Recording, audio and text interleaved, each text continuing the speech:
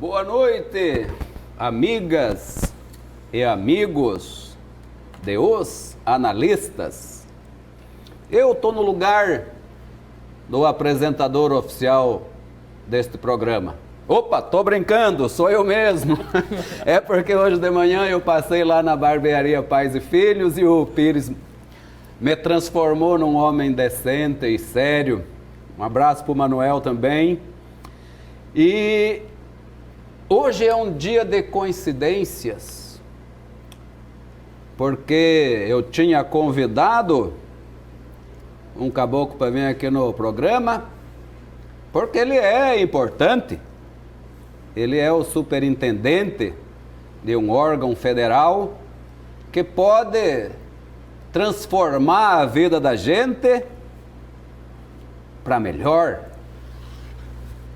E se um dia distribuírem um pouco mais de dinheiro, acho que ele fará isso. Não o conhecia e as coincidências começaram porque ele se chama Geraldo. Aí nós começamos a conversar e ele me disse que é paranaense. E eu também sou paranaense, já falei aqui. E de repente o caboclo me disse que é da Pitanga. Mas Nossa Senhora, como é que pode? Eu sou da Pitanga. E nós quase estudamos junto, nos chamamos Geraldo.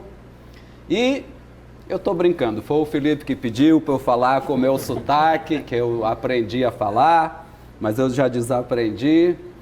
E como este programa é um programa solto, falamos de coisas sérias, mas sem nunca perder o bom humor, eu fiz essa brincadeira.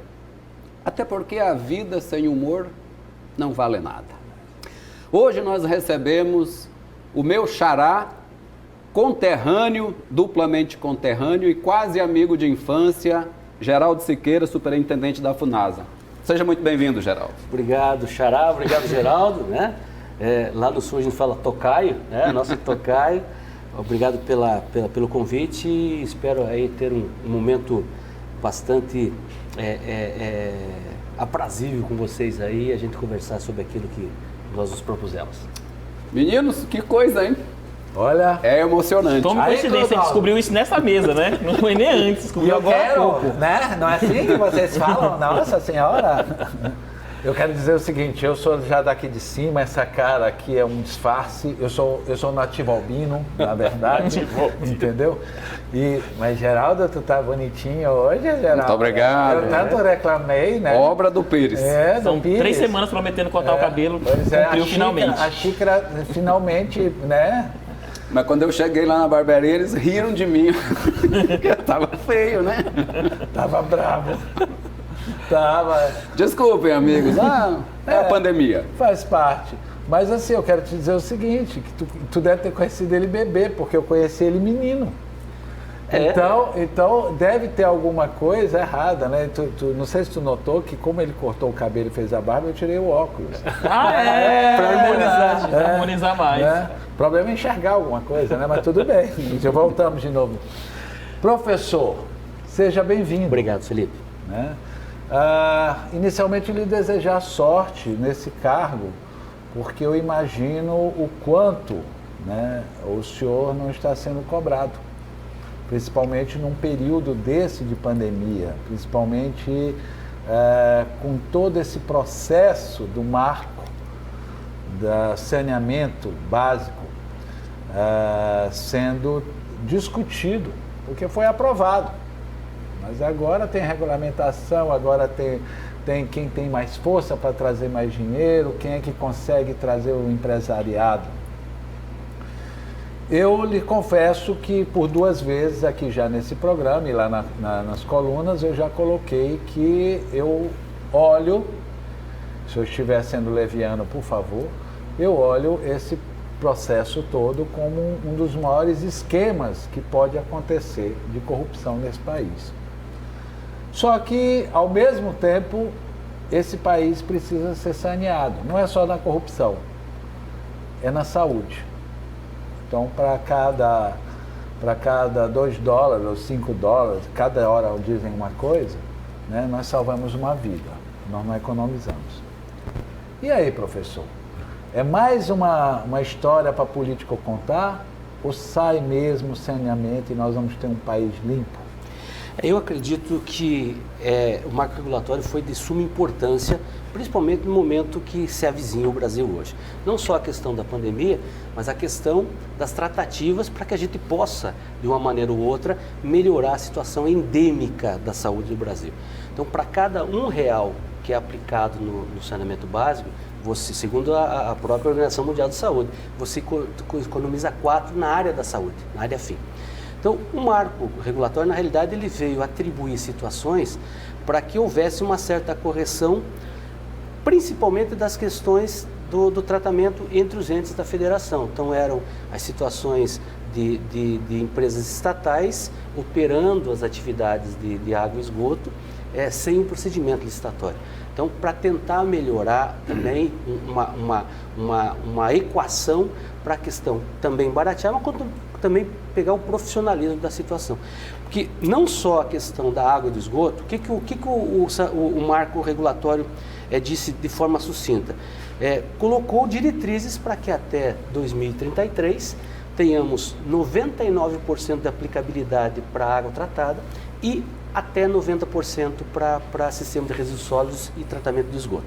Fato, hoje nós temos 102 milhões de brasileiros que não têm água tratada em casa, temos mais de 50 milhões, 52 milhões que não têm saneamento básico e, pasmem, nós temos aí mais de 40 que não têm sequer qualquer atividade para melhorar isso.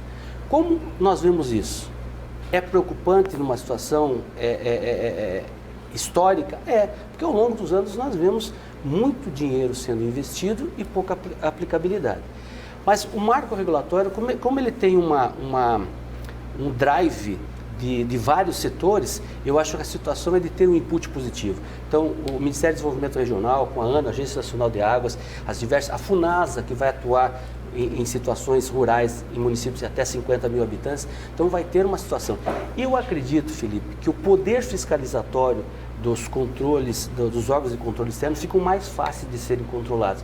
Porque o problema é quando não se tem a licitação. Você tem uma aferição de tarifa de água e esgoto, por exemplo. Você tem hoje, em determinadas situações, você paga a mesma coisa de esgoto, embora não o tenha, da mesma input que você tem de água tratada. Esse é um drive que foi colocado. Então, acho que são situações que deverão ser corrigidas e eu acredito piamente que isso tem que melhorar. Nós temos que melhorar a situação. E aí, já respondendo àquela situação, a FUNASA é um órgão muito longevo. A FUNASA tem mais de 50 anos, né? Veio lá da Fundação CESP, juntamente com a antiga SUCAM, cuidava da parte das endemias.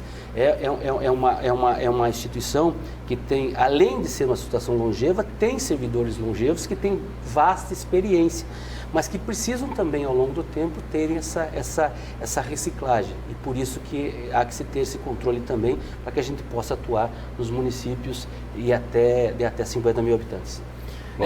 Geraldo, primeiramente, boa noite, seja bem-vindo aqui aos analistas. Geraldo, um saneamento básico é um problema crônico no Maranhão. Pesquisa que saiu agora, no mês de julho do IBGE, os dados são de 2017, apontam que só 6,5% dos municípios maranhenses têm coleta de saneamento básico. É uma tragédia o saneamento básico no Maranhão e principalmente nessas cidades que a FUNASA vai fiscalizar de menos de 50 mil habitantes. O marco regulatório, isso é uma grande preocupação, ele vai garantir que as empresas que pegarem esse serviço vão ficar com a costela, a parte ruim, já que querem pegar o filé, a melhor parte, para esses municípios. Vai garantir que empresas vão pegar essa parte que pode não dar muito lucro, que pode não dar lucro nenhum, mas que é necessária para as pessoas que mais precisam. A gente vai ter essa garantia com o marco regulatório? O marco regulatório trouxe um advento novo. Qual foi esse advento, Geraldo? Ele pegou a possibilidade de não só essa situação, eu vou pegar um lote, eu pego aqui a capital, mas ao mesmo tempo eu tenho que pegar o interior. Não, ele possibilitou para que seja feito em blocos, independentemente do drive de capacidade, do tamanho do município. Então, há uma organização. Então, pode ser feito por consórcios e pode ser feito uma situação mais específica para levar. E o interesse porque a questão, mais do que o esgoto, também é a água tratada. Então, são os dois vieses que tem que prosperar. Então, eu acredito que o marco regulatório nessa situação, porque o que acontece? Esses contratos que foram feitos, eles podem ser prorrogados até março de 2022. E a possibilidade de ver a eficiência e a eficácia dela, porque se não estiver dando eficiência com custo-benefício de tarifa, também a Agência Nacional de Águas pode atuar. Então eu acredito que realmente vai melhorar a situação também para os municípios do interior. Nós estamos falando de 217 municípios do Maranhão. Dos 217 municípios do Maranhão, a FUNASA tem o potencial de atingimento e de atendimento de 192. Então, é muito grande. E, principalmente, o que mais me deixa preocupado, que eu digo, de que haja recurso, é o saneamento rural. Né? Mais do que o saneamento urbano nos municípios do interior, o saneamento rural é muito mais questão da qualidade da água. Como é que eu vou tratar endemia? Hoje, no estado de pandemia, que está todo mundo ainda fragilizado, assustado, sem ter qualidade de água. Então, há que se ter muito cuidado quanto a isso. Eu tenho certeza que o marco regulatório veio para avançar nessa situação aí dessas obras de saneamento básico em todo o Brasil. Tá. Fazemos a nossa primeira paradinha e voltamos já aqui para o segundo bloco.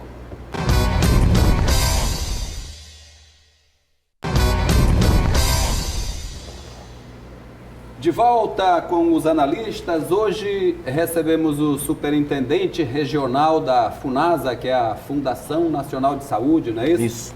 Do Maranhão, o Geraldo Siqueira, que falou que é uma instituição muito longeva, que já tem 50 anos, lembrou da época da SUCAM, diz que tem muito funcionário experiente. Eu queria inclusive mandar um abraço para o meu amigo Paulinho Nocego, que está lá desde a época da SUCAM, esse vai se aposentar lá. Vamos voltar para o trabalho. Geraldo, nós temos duas experiências de empresas privadas administrando o sistema de água aqui na nossa região metropolitana, que é em São José de Ribamar e em Passo do Lumiar. Passo do Lumiar, que é um município que não dá sorte em nada, porque cada prefeito que entra lá é pior do que o outro, é um povo que sofre demais. Esse último é um caos. Enfim, eles dizem, os moradores de lá, já houve denúncias aqui no nosso jornalismo, que a única coisa que melhorou, que ficou mais eficiente, foi a cobrança. Que hoje em dia a conta chega na hora, mas que não melhorou a qualidade da água, a extensão do produto, a coleta do esgoto. Nós corremos esse risco com o marco regulatório de que empresas privadas assumam e que a coisa continue na mesma, ou ao contrário disso, o marco regulatório venha ajudar para que a gente, quem decidir privatizar, tenha um controle maior desse serviço? Olha, os estudos que foram feitos até chegar para a aprovação do marco regulatório no Senado apontaram para isso, a questão da eficácia e da eficiência. Então, quando você traz a iniciativa privada, você abre o leque de possibilidades para melhorar a eficiência com a prestação de serviço mais efetivo. Exemplo, se a gente trouxer um pouquinho mais à baila a questão do que melhorou, a questão de iluminação pública, as questões da área energética de energia com a privatização, você teve problemas que historicamente não tinham que melhoraram. Segunda situação, você pega hoje, tem 3 companhias no Brasil, o caso da Sanepar do Paraná, a Coesa e a Copasa de São Paulo, que já abriram o capital na própria Bolsa de Valores, embora elas sejam economia mista nos seus estados, justamente prevendo para isso, porque o investimento é muito grande. Nós estamos falando algo que em 10 anos, uma capacidade de portabilidade de mais de 500 bilhões de reais de investimento. Então, o Brasil é muito grande, são 5.505 municípios. E além da capilaridade, tem que ter a eficiência. Aí acho que o poder de fiscalização vai ser um pouco mais próximo, em razão disso, porque você tira um pouco do Estado, embora o Estado possa organizar isso, aquilo que a gente falou em termos de consórcio, para tentar melhorar essa situação. Essa efetividade, eu acredito que o marco regulatório é uma das situações que veio para abrir o capital privado, mas para melhorar a eficiência e a eficácia da prestação de serviço, tanto do saneamento básico quanto da fornecimento de água tratada. Só para encerrar esse tema, meus amigos, me permitam, uma outra coisa que nos assusta bastante é que na Europa, várias cidades, inclusive Berlim, fizeram isso. Final dos anos 80, começo dos anos 90, privatizaram o seu sistema e nos últimos 5 anos eles vêm desfazendo isso. Eu não sei se houve cidades que deu certo e outras que não deram certo. Eu sei que os alemães estão pagando um preço altíssimo para reestatizar esse sistema. Essa experiência foi levada em conta, Siqueira, e devemos levá-la em conta? Eu acho que foi levado sim, porque o projeto é de final de 2018, ele ficou mais de ano tramitando e tiveram muitas emendas, né, até a aprovação pelo Senado. Até o relator foi o senador Tasso Gereissati, onde ele colocou várias situações e vários estudos foram acoplados a isso. A questão da modernização dessa situação é porque você vê também algumas situações de empresas públicas estatais que não estão tendo o mínimo de condição de ter essa rentabilidade. E pior do que isso, algumas SAMAIs, que são sistemas autônomos municipais de água e esgoto, também com dificuldade de capilaridade. Então, você tem a possibilidade de investimento, mas não tem oxigenação, porque você não tem onde buscar recurso. E quando busca, é aquela parametrização. Você tem que fazer uma tarifa que seja justa, tá? Mas ao mesmo tempo entregar um serviço, uma prestação de serviço com eficiência e eficácia. Então, tem que fazer isso dentro do drive do que nós temos aí da modernidade. Bom, vamos botar... desmistificar, me permita. Nós falamos sempre de lucro, indiscutivelmente, da CAEMA a qualquer outra, o problema é a administração. Nós não tivemos sorte de ter um administrador, nós não tivemos capacidade de ter, eu estou falando da CAEMA, porque eu acompanho há muito tempo, Todos os governos criaram ingerência política, e não colocaram profissionais especializados. Até podem colocar, mas são sufocados, infelizmente. Mas o que sempre acontece nesse PPP, nessa coisa que o Geraldo falou, é que só se discute quanto vai se cobrar, se tem a cota social, se tem aquilo. E a riqueza está na água. A riqueza está no meio ambiente. E essa conta, pelo que eu entendo, exatamente por não ter tido audiência pública para ser aprovado, porque isso foi aprovado a toque de caixa, esse marco regulatório é um dos maiores escândalos que existe no Congresso Nacional. E você deve ter acompanhado isso. Porque não houve uma audiência pública. Como que se aprova uma coisa que é o patrimônio de uma nação ad eterno, que não pode ser terminado, e não se tem uma audiência pública, Geraldo? E, ao mesmo tempo, ninguém discutiu até agora por que quem vai assumir e ganhar dinheiro não é o mesmo que vai cuidar do meio ambiente, que vai cuidar dos rios. Não, eu vou botar cano, eu vou fazer o saneamento, eu vou limpar a água. Mas e lá na origem? Quem vai bancar isso? É de novo nós, com o nosso imposto? Então o dinheiro que vai gerar imposto vai voltar para a mesma coisa de novo. Ou seja, o Estado novamente está dentro do processo e a população mais uma vez pagando a conta. É assim? Não, eu acredito que não. Eu acredito que no entendimento, pelo que a gente viu e estudou sobre isso, o marco regulatório veio justamente para dar uma padronizada quanto a isso. Também voltado para a área de saneamento básico, voltado para a área do meio ambiente, quer dizer, para melhorar as condições não só da qualidade da água, mas a destinação também. A gente está falando de resíduos sólidos, os lixões, há uma definição que as capitais têm que acabar com os lixões a céu aberto até 2021 e as pequenas cidades até 2024. Era ano passado? Não, 2021. Não, foi estendido. Eles vêm sendo estendidos várias vezes. Mas o que eles fizeram? Eles pegaram e colocaram no marco regulatório todos os inputs para poder tentar melhorar. Agora, eu acredito e tenho certeza que agora, na hora da regulamentação, é que realmente as situações vão ficar aclaradas para que as coisas fiquem os verdadeiros pingos nos is.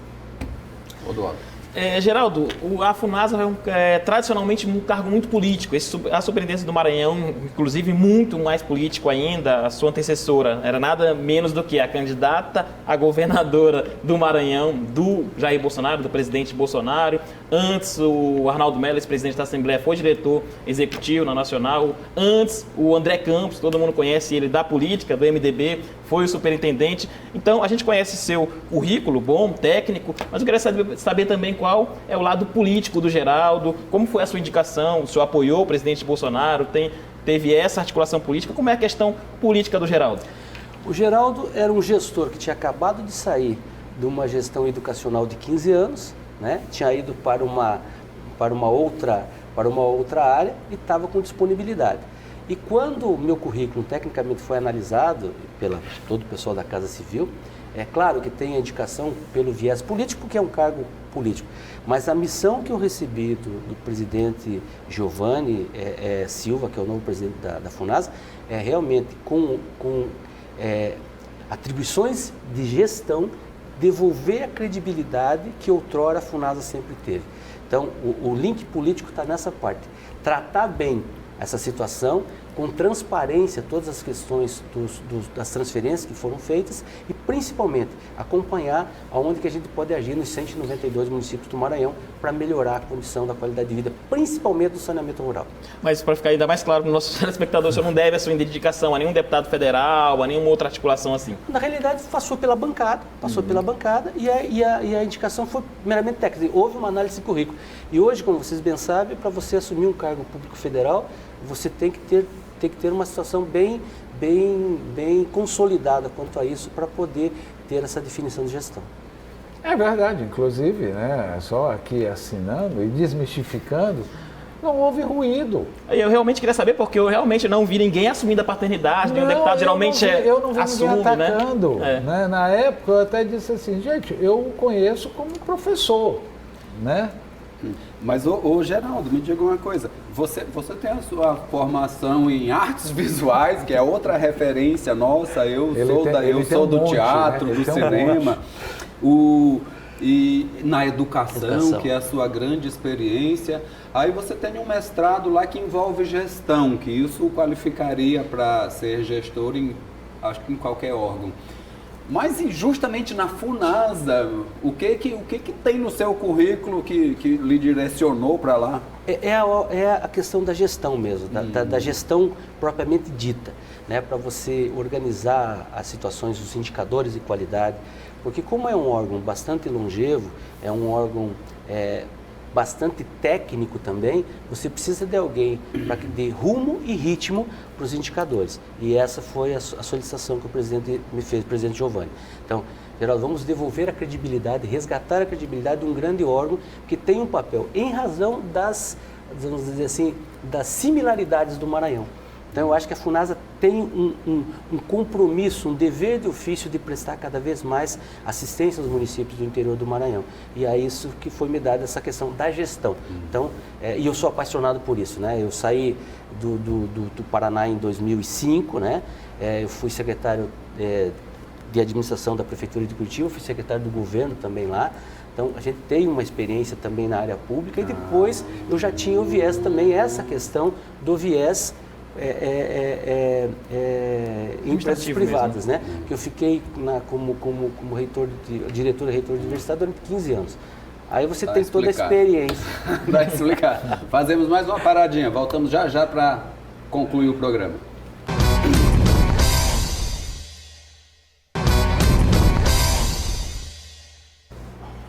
De volta com os analistas.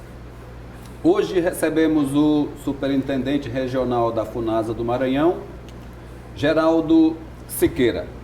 Professor, agora eu quero misturar a questão do saneamento, da saúde, de maneira geral, com educação, que é uma de suas especialidades. Os meninos vão se lembrar, não sei se o senhor tem conhecimento dessa história, quando entregaram o primeiro prédio aqui do Minha Casa Minha Vida, que era aquele condomínio ali do lado da TV Difusora, nossos colegas de TV, da TV Difusora, na Camboa, tiraram as pessoas das palafitas, jogaram para os apartamentos.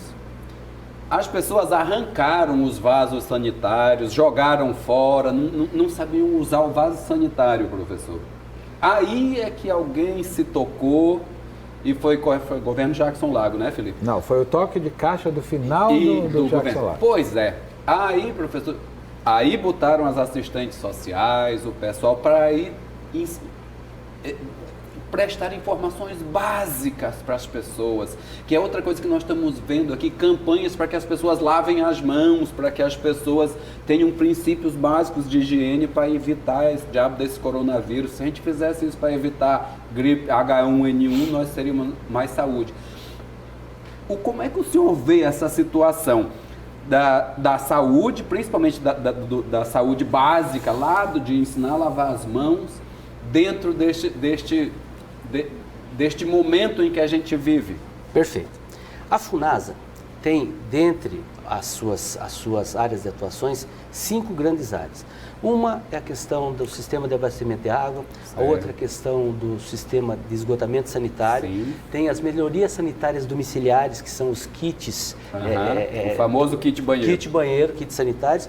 E tem 2 ações extremamente importantes, que é a saúde e a educação ambiental. Então, são 2 áreas. Então, o SADUC e o CESAM atuam muito. Análise de qualidade da água. A FUNASA tem 2 equipamentos móveis, que agora não estão móveis em razão da pandemia, mas que atuam muito junto aos municípios para testar a qualidade da água com um laboratório volante. E aí, essa questão da saúde ambiental é muito importante, Geraldo, e te digo por quê. O Plano Municipal de Saneamento Básico é a porta de entrada para que o município se habilite aos recursos na esfera federal, estadual ou mesmo particular. Então, se não tiver o Plano Municipal de Saneamento Básico, ele não tem a porta de entrada. Com o marco regulatório, isso vem aclarar ainda mais. Por quê? Porque você tem que devolver para os municípios a responsabilidade por seus conselhos municipais ou de saúde ou de saneamento, para que eles possam ter as diretrizes. Aí a gente atua na saúde como educação ambiental e educação de saúde lá no município. Então, quando você vai levar um módulo, um kit de módulo sanitário para uma localidade, muitas das vezes as pessoas têm, vamos dizer assim, temeridade de usar aquele acondicionamento do kit sanitário, do módulo sanitário que ficou, porque ele não tinha esse hábito. Então, realmente, com cartilhas, Tinha que ser bem mais intenso isso, mas né? para poder, não digo catequizar, mas para capilarizar essa informação.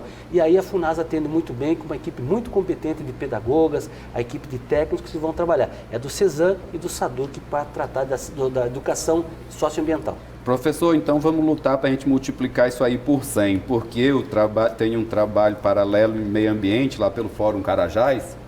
Os meninos sabem, eu conheço esse Maranhão de cabo a rabo, não das sedes dos municípios. Eu conheço o que a gente chama aqui de um interior do interior.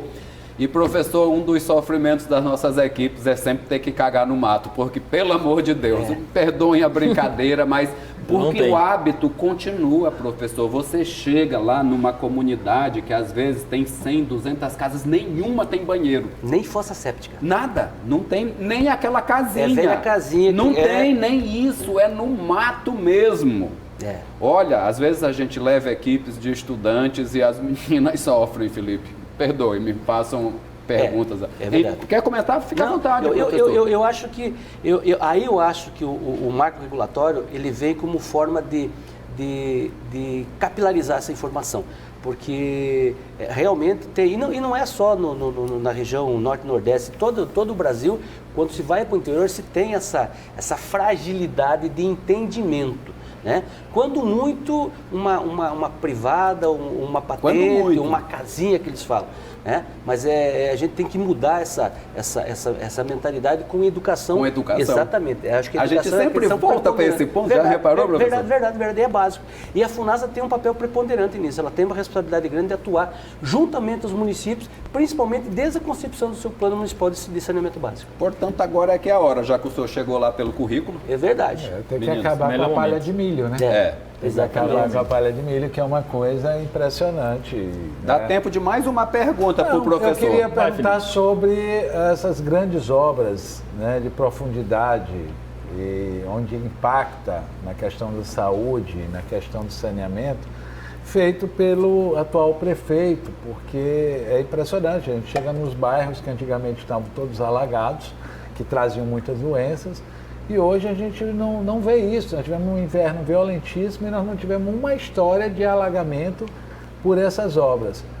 É por esse caminho que tem que se seguir os municípios, mas como que os municípios vão seguir? Porque uma coisa é a capital.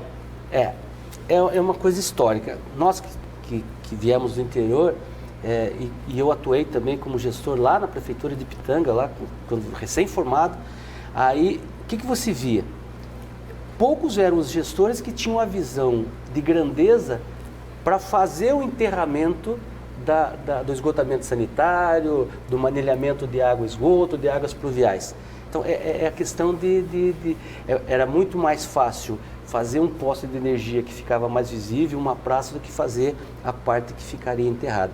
Eu acho que ao longo dos últimos 15, 20 anos, essa mentalidade tem mudado e muito. Por quê?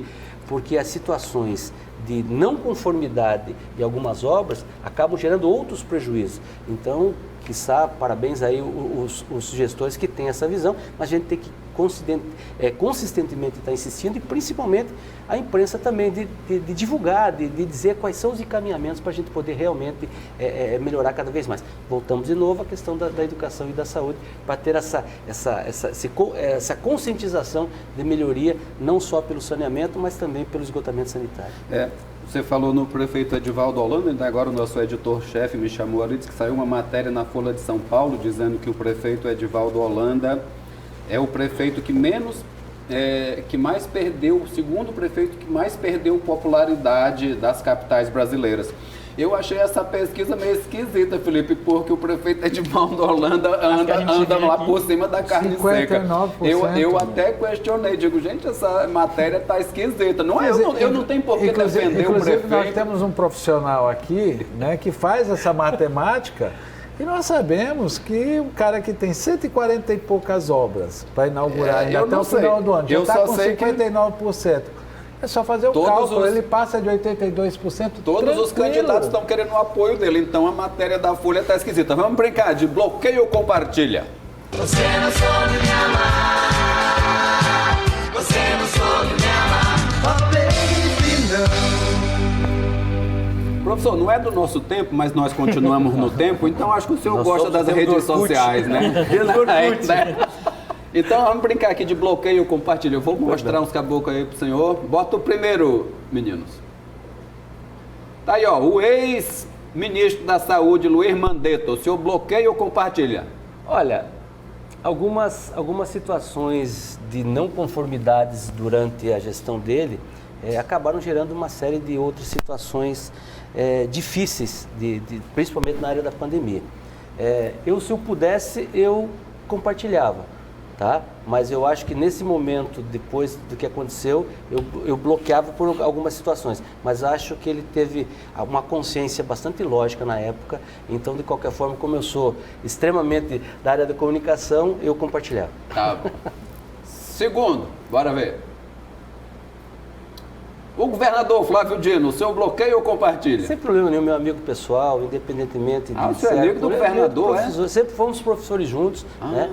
Então, não vejo problema nenhum também de seguir nisso, até desejando votos de pesar pelo passamento do Dr. Sálvio no dia de ontem, que era uma grande personalidade, tanto da academia, né, da academia maranhense, como da área jurídica. Estão querendo que eu me candidate à academia, olha, viu? Olha. Agora já, infelizmente, com a partida do seu Sálvio, tem 4 vagas agora. Eu estou até com um livro novo pronto para lançar, viu? O livro pronto. Vamos ver. Esse livro está igual o saneamento, meu amigo. Não, já está. Olha, o Marco já foi, ó. Félix já mandou as caixas lá para casa já, tá tudo lá já. Cadê? Terceiro. Prefeito Edivaldo Holanda Júnior, o senhor bloqueia ou compartilha? Eu com certeza compartilho. Ele tem algumas situações. É uma pessoa que, embora não tenha aparecido muito, mas sempre fez o seu trabalho. e só o tempo dirá o que ele pode ser feito, independentemente de política, pela pessoa que ele é, compartilho.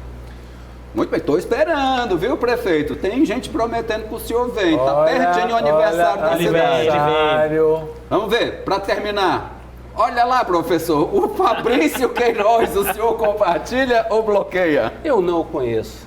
Como eu não o conheço, eu com certeza... Professor, larga de ser bolsonarista. Eu não o conheço. Ou se eu compartilho, porque não tem um ser humano nesse país que compartilhe. Não é possível. Só, Não, eu bloqueei. Só Bolsonaro e o filho. Só. Eu não Tá. compartilho. Eu ia me assustar. Não, Né? professor. Ou só ia receber um telefonema da primeira-dama desse país, dizer, muito obrigado, Geraldo. Me manda um cheque. Manda um cheque aí lá na Professor, muito obrigado. Eu acho que daqui uns 2 meses o senhor deveria voltar ao programa, porque nós temos muitas coisas para conversar sobre saúde, sobre educação. Quero agradecer muito e dizer da minha felicidade de encontrar um caboclo da pitanga, assim como eu. Olha, eu fico bastante feliz, Geraldo, e até por essa coincidência, né? Nós somos da mesma terra, né? Estudamos no mesmo grupo escolar Capitão Francisco Monteiro Torinho, né? Que era um grupo escolar mesmo. Ainda existe. Ainda existe. Hoje é a Escola Municipal Tiradentes. E isso. fico bastante feliz, agradeço a vocês pela oportunidade, espero poder contar também nas ações da FUNASA, que eu acho de suma importância para a gente devolver a credibilidade para esse órgão tão importante que tão bem fez esse serviço para o Brasil todo. Felipe, suas palavras. Olha, eu fico lisonjeado, né, de poder entrevistar, né, não só um professor, mas uma pessoa atualizada, uma pessoa que estuda. E juro que quando eu vi a nomeação, eu disse, gente, quem é que traz esse homem para esse cargo? Né? Que tantas pessoas erradas passaram por ela, tantos escândalos nós vimos na FUNASA. A única coisa que eu lamento, professor, é que o senhor não está cuidando mais dos índios, porque eu me recordo do meu pai, que a FUNASA contratava, né, para trazer os índios eram cuidados, a saúde do índio na FUNASA realmente funcionava. Lamento mais um equívoco dos burocratas e do achismo desses governos que tanto passam por aí.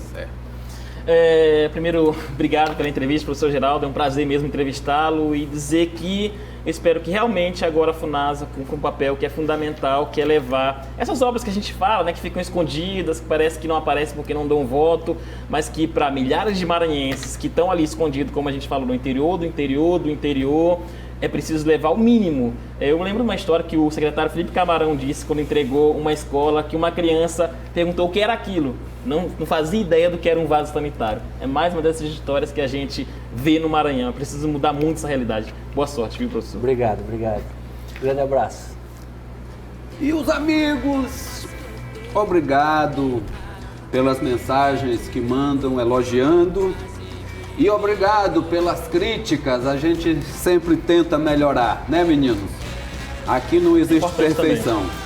Aqui existe uma luta, uma batalha diária, aqueles leões de cada dia que a gente pega pelo rabo para levar informações de qualidade na nossa emissora, né, Do Felipe? pé desse mundo, não, né? Não é esse leões que tu tá falando. Quando ele falou leões, também pensei que eram esses leões também. Esses leões lá do Pedro II. Não, esses são nossos amigos.